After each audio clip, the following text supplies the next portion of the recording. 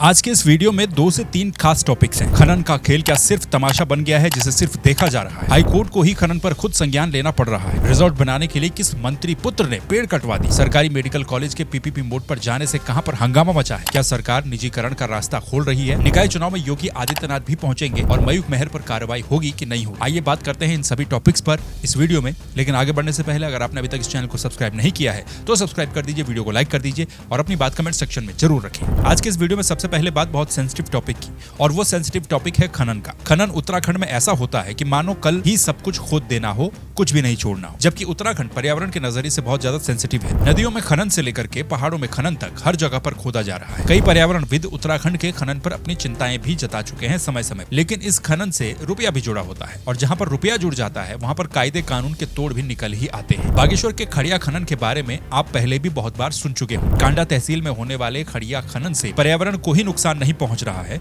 बल्कि इसका सीधा असर वहां के स्थानीय लोगों पर भी पड़ रहा है। कांडा तहसील के गांवों में खनन के कारण दरारें पड़ रही हैं। भले ही आज ये बात एक दिन सुनी और दूसरे दिन निकाली वाली लगती है, लेकिन हो न हो एक दिन इस जगह पर भी जोशीमठ वाली स्थितियां पैदा हो सकती हैं। अब हो सकता है कि सरकार और सरकार में बैठे लोगों के इससे अपने कई हित जुड़े हों, लेकिन हाईकोर्ट ने इसका संज्ञान लिया है। पहले तो उत्तराखंड हाईकोर्ट ने पूरे बागेश्वर जिले में खड़िया खनन पर तत्काल प्रभाव से रोक लगा दी थी, और अब सीधे जिला खान अधिकारी को हटाने के आदेश भी हाईकोर्ट ने दिए हैं।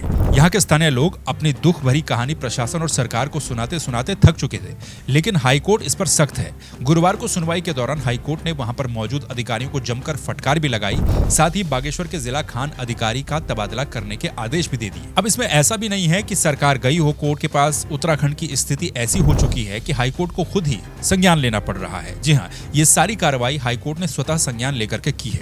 कोर्ट ने बागेश्वर के एसपी को खनन में लगी सभी मशीनों को सीज कर रिपोर्ट देने को भी कहा है। ये भी कहा गया है कि वन भूमि के साथ साथ सरकारी भूमि पर भी नियम विरुद्ध खनन वहां पर किया गया, जिससे दरारें पड़ गई और कभी भी कोई बड़ा हादसा वहां पर हो सकता है। कांडा तहसील में जहां ये खड़िया खनन हो रहा है, वहां की स्थिति ये है कि कृषि भूमि पूरी तरह से बर्बाद हो चुकी है।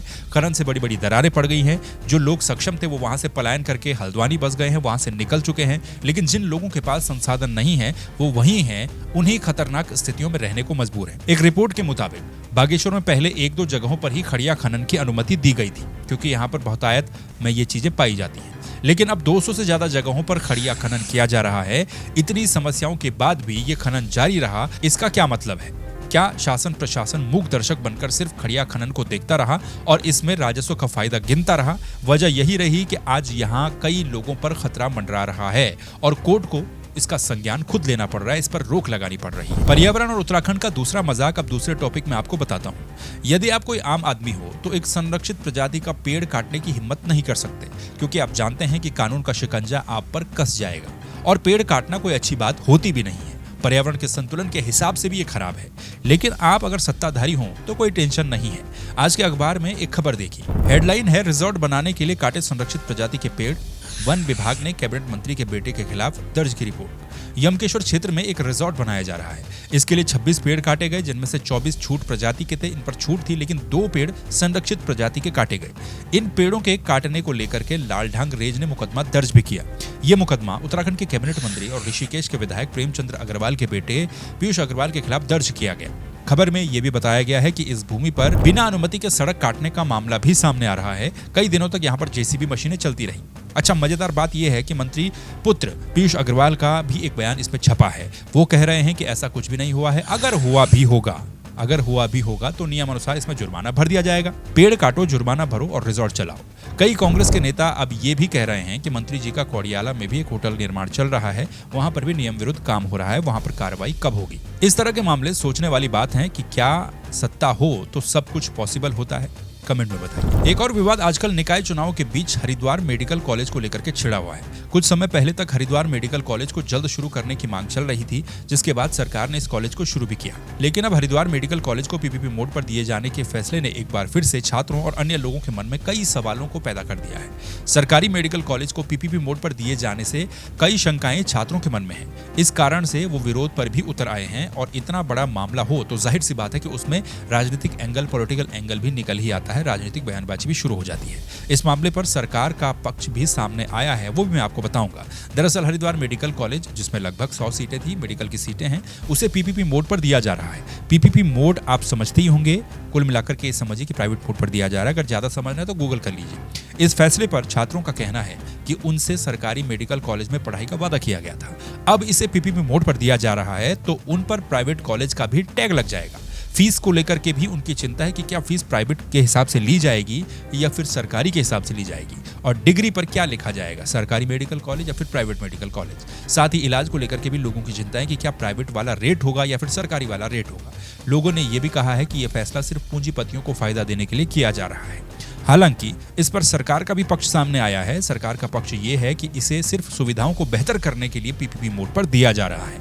जो बच्चे यहाँ पर पढ़ रहे हैं उनकी फीस सरकारी वाली ही ली जाएगी और डिग्रियों पर भी राजकीय मेडिकल कॉलेज ही लिखा जाएगा, सरकारी प्राइवेट नहीं लिखा जाएगा। सरकार ये भी भरोसा दिलाने की कोशिश कर रही है कि ये फैसला सिर्फ जनहित में लिया गया है, सिर्फ यहाँ पर सुविधाओं को बढ़ाने के लिए इसे पीपीपी मोड पर दिया जा रहा है, बाकी दाम सरकारी वाले ही रहेंगे। वहीं इस फैसले पर कांग्रेस के नेताओं के बयान भी सामने आ रहे हैं। कांग्रेस का कहना है कि सरकार ने जनता के साथ विश्वासघात किया है। इतने बड़े मेडिकल कॉलेज को पीपीपी मोड पर देना किसी मजाक से कम नहीं है। सीपीआई-एमएल के नेता इंद्रेश मेखुरी ने कहा है कि ऐसा करने से बीजेपी सरकार उत्तराखंड में निजीकरण का रास्ता खोल रही है। खैर, छात्रों की और लोगों की अपनी चिंताएं हैं और सरकार का अपना पक्ष इसमें है। बाकी आपका क्या कहना, कमेंट करके बताइए। बात निकाय चुनाव की। निकाय चुनाव का प्रचार प्रसार अब तेजी पकड़ रहा है। नगर निगमों में मेयर प्रत्याशियों का प्रचार आज यानी कि 10 तारीख के बाद तेजी पकड़ने की उम्मीद पूरी है। बीजेपी कांग्रेस की तरफ से स्टार प्रचारकों की लिस्ट जारी की गई है, जो कि प्रदेश में बढ़ती ठंड के बीच में गर्माहट पैदा करेगी। अब बड़े बड़े नेता भी प्रचार के लिए मैदान में उतरने वाले हैं। भाजपा की तरफ से उत्तर प्रदेश के मुख्यमंत्री योगी आदित्यनाथ को भी स्टार प्रचारकों की सूची में डाला गया है। अब सवाल ये है कि योगी आदित्यनाथ की जनसभाएं कहां पर और किस रणनीति के साथ भाजपा करवाएगी। वहीं भाजपा ने अपने बागियों पर कार्रवाई करने का फैसला भी लिया है। अभी भी भाजपा के कई बागी हैं जो कि चुनावी मैदान में है या फिर विरोध में प्रचार कर रहे हैं। इसके लिए जिला अध्यक्षों को जिम्मेदारी दी गई है। वहीं कांग्रेस की आधी मुश्किलें पिथौरागढ़ के विधायक मयूख मेहर ने बढ़ाई हुई है। मयूख मेहर पूरी तरह से पिथौरागढ़ में कांग्रेस से बगावत कर चुके हैं। वो निर्दलीय प्रत्याशी के पक्ष में प्रचार प्रसार कर रहे हैं। इस पर अब कांग्रेस में ये आवाजें उठने लगी हैं कि क्या यहाँ पर अनुशासन की कार्रवाई या फिर अनुशासन का पाठ सिर्फ छोटे कार्यकर्ताओं नेताओं को पढ़ाया जाता है या फिर बड़े नेताओं पर भी इसका कुछ असर होगा।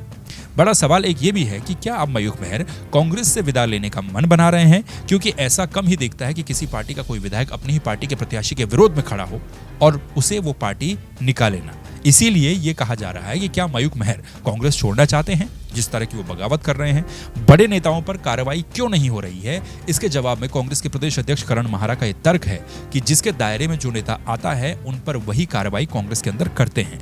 जैसे जिला कांग्रेस कमेटी के सदस्यों पर जिला अध्यक्षों की जिम्मेदारी होती है, पीसीसी से जुड़े हुए नेताओं पर सदस्यों पर पीसीसी कार्रवाई करती है यानी कि प्रदेश अध्यक्ष कार्रवाई करते हैं, और एआईसीसी से जुड़े नेताओं पर एआईसीसी कार्रवाई करती है यानी कि ऑल इंडिया कांग्रेस कमेटी, जिसके अध्यक्ष हैं मल्लिकार्जुन खड़गे। और मयूख मेहर के साथ दिक्कत यह है कि वो एआईसीसी के सदस्य हैं, पीसीसी के सदस्य नहीं है, इसीलिए उन पर जो भी करना है उसकी जिम्मेदारी भी एआईसीसी की ही होगी। खैर, अब आखिरी के 13 दिन बचे हैं। असल मायनों में निकाय चुनाव अब शुरू होंगे और शहरों में किसकी सरकार बनेगी ये जनता तय करना शुरू करेगी। बाकी आपका क्या कहना है, कमेंट करके जरूर बताइए। इस चैनल को सब्सक्राइब कीजिए, वीडियो को लाइक कीजिए। आपसे फिर मुलाकात होगी किसी दूसरे वीडियो में किसी दूसरे टॉपिक के साथ। तब तक के लिए नमस्कार, अपना ख्याल रखिए।